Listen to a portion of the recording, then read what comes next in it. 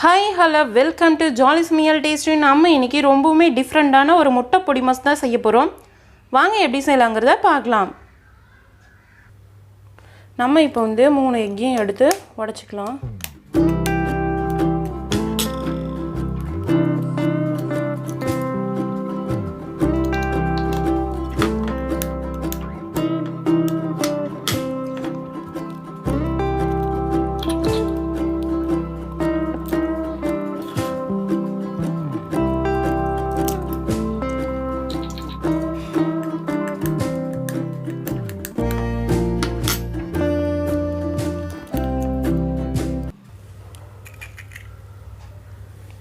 நம்ம இப்போ இதில் 1 ஸ்பூன் மிளகுத்தூள் சேர்த்துக்கலாம்.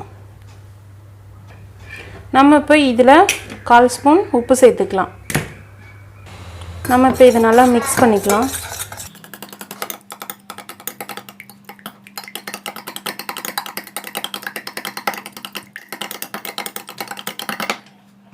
தேவையான அளவுக்கு எண்ணெய் விட்டுக்கலாம். போதும், ஒரு 4 ஸ்பூன் எண்ணெய் விட்டால் போதும். நம்ம வந்து எண்ணெய் ஃபுல்லாக ஃப்ரெட் பண்ணி விட்டாச்சு. இப்போ நம்ம என்ன போகிறோம் அப்படின்னா, இந்த மாதிரி ஒரு அரிக்கரண்டி எடுத்து வச்சுட்டு இதில் பார்த்திங்க அப்படின்னா நம்ம வந்து கலக்கி வச்சுருக்கக்கூடிய எக்கெல்லாம் ஊற்றிக்க போகிறோம்.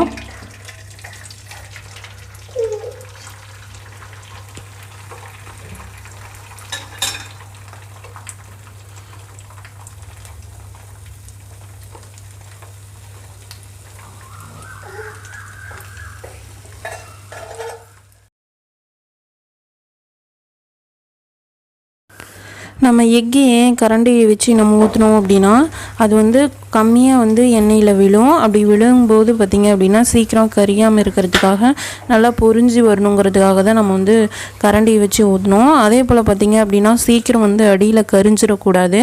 அதுக்காகவும் தான் நம்ம ஸ்லிம்மில் வச்சு நம்ம இந்த மாதிரி வந்து எக்கு நல்லா ஃபாயில் பண்ணலாம். ஃபாயில் பண்ணி எண்ணெயிலேருந்து நல்லா பொரிச்சு எடுத்துக்கலாம். எந்த அளவுக்கு நம்ம வந்து மிதமான சூட்லேயே வச்சு இது நல்லாவே வந்து இந்த மாதிரி தோசை மாதிரியே நம்ம வந்து சுட்டு எடுத்துக்கணும்.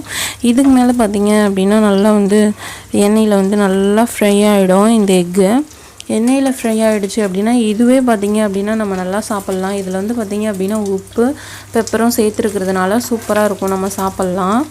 இது கூட பார்த்திங்க அப்படின்னா இன்னும் எக்ஸ்ட்ரா நம்ம சேர்க்கக்கூடிய பொருள்லாம் இன்னுமே டேஸ்ட்டு கொடுக்கும்.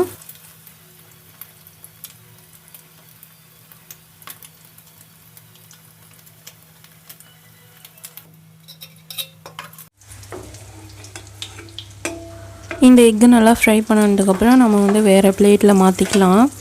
இந்தளவுக்கு நல்லா ஃப்ரை ஆகிருக்கணும், நல்லா பொன்னிறமாக ஃப்ரை ஆகிருக்கணும். அப்போ தான் வந்து எக்கு ரொம்பவுமே டேஸ்ட்டாக இருக்கும். இப்போ பார்த்திங்க அப்படின்னா அந்த மாதிரி எடுத்துகிட்டு சின்ன சின்ன பீஸாக ஓரளவுக்கு பீஸ் கட் பண்ணிக்கணும். இருக்கிற எண்ணெயிலேயே பார்த்திங்க அப்படின்னா நம்ம ஆனியனை சேர்த்துக்கலாம். நம்ம கடுகு அந்த மாதிரிலாம் எதுவும் சேர்க்க தேவையில்லை. நம்ம ஃபாயில் பண்ண ஆயில்லையே நம்ம வந்து வெட்டி வச்சுருக்கக்கூடிய வெங்காயத்தை சேர்த்து நல்லா வதக்கிக்கலாம்.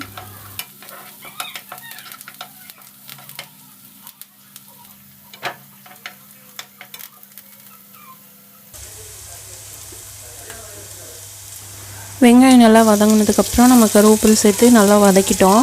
இது கூடவே பார்த்திங்க அப்படின்னா நம்ம பொடிசாக கட் பண்ணி வச்சுருக்கிற ஒரு தக்காளியும் சேர்த்துக்கலாம். தக்காளி எதுக்குன்னா நமக்கு வந்து புளிப்பான சுவையை கொடுக்கும், ரொம்பவுமே டேஸ்ட்டாக இருக்கும் எக்குக்கு.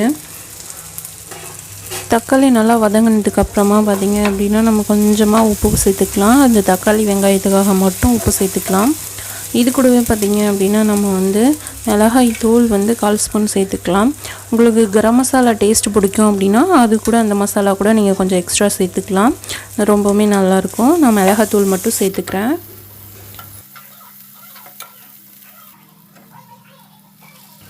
நல்லா வதக்கினதுக்கப்புறம் நம்ம எடுத்து வச்சுருக்கக்கூடிய எக்கு வந்து நம்ம பீஸ் பண்ணி வச்சுருக்கோம் இல்லையா, அந்த எக்கு வந்து நம்ம சேர்த்துக்கலாம்.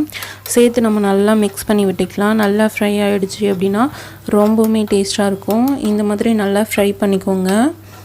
ஃப்ரை பண்ணி முடித்ததுக்கப்புறம் மல்லித்தலை அந்த மாதிரி நம்ம வந்து சேர்த்துக்கலாம், ரொம்ப டேஸ்ட்டாக இருக்கும்.